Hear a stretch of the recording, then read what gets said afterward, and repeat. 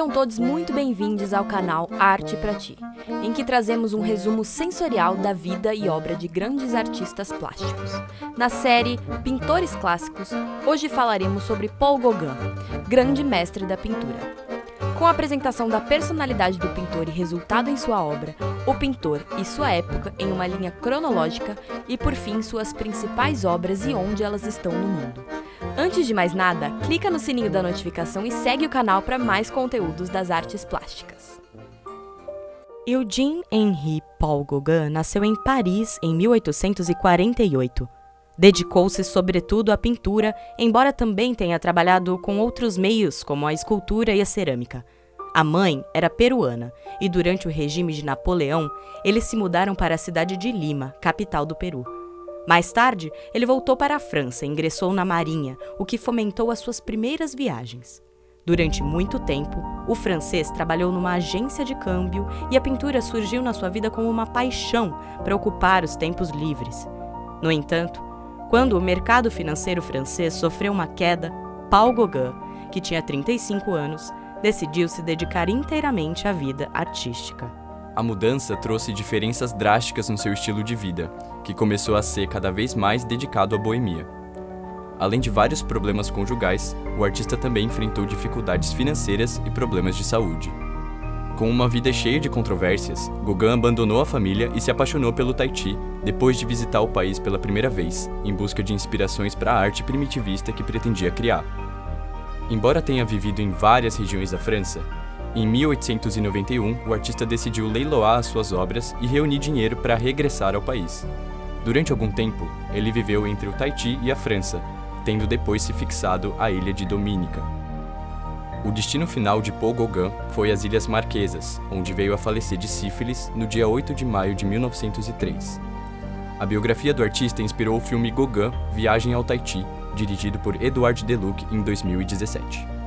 Principais obras do artista: Mulheres do Tahiti. O quadro de 1891, que se encontra exposto no Museu d'Orsay, em Paris, retrata duas mulheres sentadas na areia. A obra foi pintada no período em que o artista passou no Tahiti, tendo se inspirado profundamente no país e na sua cultura. Com cores fortes e vivas, a tela retrata as jovens olhando para o nada, como se estivessem perdidas nos próprios pensamentos.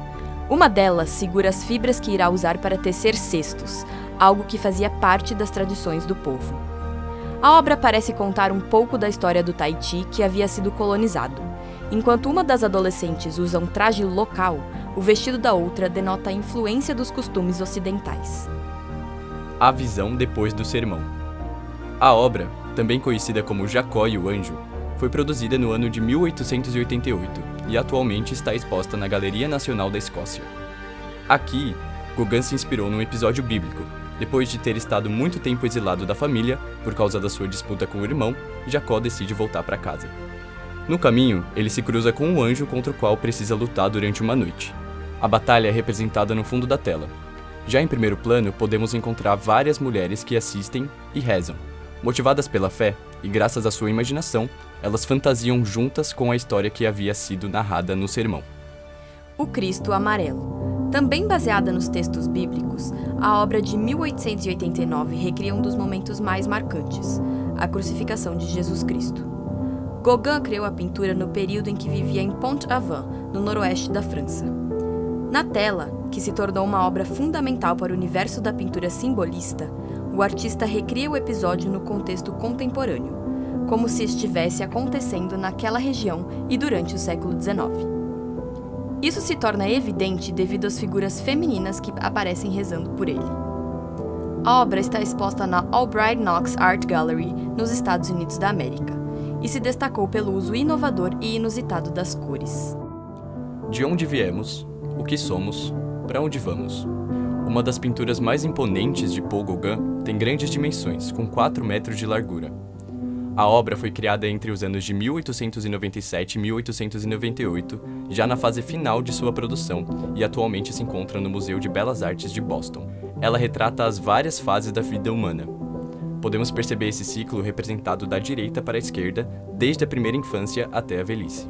Em segundo plano, está uma figura mitológica azul que representa a existência de outro mundo. A obra denota uma composição original e um forte contraste entre os tons escuros e as cores intensas. O Pintor de Girassóis. A obra, criada em 1888, é um retrato do pintor holandês Vincent van Gogh, com quem Gauguin teve uma grande amizade. Você pode conferir a vida e obra do pintor no primeiro episódio da série Pintores Clássicos do canal. Na tela, o pós-impressionista é representado trabalhando. Do lado estão os icônicos girassóis que marcam presença em vários dos seus quadros, como 12 girassóis numa jarra. Os dois conviveram no sul da França e chegaram a morar na mesma casa, tendo ponderado a criação de uma colônia artística. Eles debatiam muito sobre pintura e tinham várias discussões, o que gerou um desentendimento e a separação. O quadro está exposto no Museu Van Gogh, em Amsterdã. Dia do Deus. Com o título original Mahana no Atua, a obra de 1894 foi pintada na França, no regresso de uma das viagens. Mais uma vez, estamos perante as fantasias de Gauguin acerca do Tahiti. Nas margens de um rio colorido, estão representadas 3 mulheres despidas que parecem simbolizar o eterno ciclo de nascimento, vida e morte. O artista se inspira nas tradições do local. Ao fundo, do lado esquerdo, temos várias pessoas cultuando uma divindade. À direita surge uma upa-upa, uma dança que era mal vista pelos colonizadores. Contos Bárbaros. Esse é o legado pictórico de Gauguin, pintado poucos meses antes de sua morte. É talvez mais importante para as artes plásticas do que sua obra De Onde Viemos, O que Somos, Para Onde Vamos. Neste quadro, o artista pareceu reconhecer que, apesar de estar muito próximo da cultura primitiva que tanto amava, não chegara, de fato, a fazer parte dela, nem se converteu em seu autêntico eu selvagem. Aparentemente, trata-se de uma composição não muito distante de suas produções anteriores, mulheres nativas em atitude contemplativa, sentadas, tranquilas, com o rosto esquematizado. Mas a tranquilidade do ambiente é ameaçado pela presença desse estranho e misterioso personagem à esquerda, uma figura humana, ainda que seu rosto e extremidades lembrem traços animais. O personagem simboliza a presença intelectual ocidental frente à pureza e à ingenuidade do mundo primitivo. Contos Bárbaros é uma pintura inquietante. É uma prova do inigualável talento de Gauguin para a criação artística, para a busca de novas fontes de inspiração e sua posterior transposição para a tela. As obras de Gauguin não seguiram os preceitos da escola impressionista que vigorava, optando por trilhar os seus próprios caminhos em termos de métodos e estilo. Os seus quadros se destacaram pelo uso original das cores vivas, principalmente o vermelho, o verde e o amarelo, tons que se repetem na maioria de suas telas. As linhas firmes, com contornos escuros, as formas simplificadas e os grandes blocos de cor são alguns dos aspectos fundamentais da pintura do artista, que criou novas técnicas como o sintetismo, que busca a simplificação da forma, através de superfícies planas de cor delimitadas por linhas em preto. É uma subcorrente do simbolismo. O sintetismo é chamado também de neotradicionalismo ou cloisonnismo. Integrando o período pós-impressionista, o pintor trouxe um ponto de vista singular ao mundo da arte, tendo sido uma grande influência para as gerações seguintes. É interessante perceber nessa obra que ocorre o nascimento de um antropólogo, porque ele se vê como um cientista que está experienciando o meio, mas que efetivamente interfere nesse meio. Então, Paul Gauguin se vê no fundo da cena, quase como uma sombra para as 2 garotas na frente, mas ao mesmo tempo perturba o cenário. A obra de Gauguin encontra-se dividida em museus e coleções particulares. A National Gallery of Art, de Washington, é o museu que reúne o maior número de pinturas, entre elas o famoso autorretrato de 1889. Esculturas, gravuras, aquarelas e, sobretudo, uma ampla representação de desenhos originais do artista estão no museu. Outras, das mais famosas pinturas, se encontram no Museu d'Orsay, em Paris.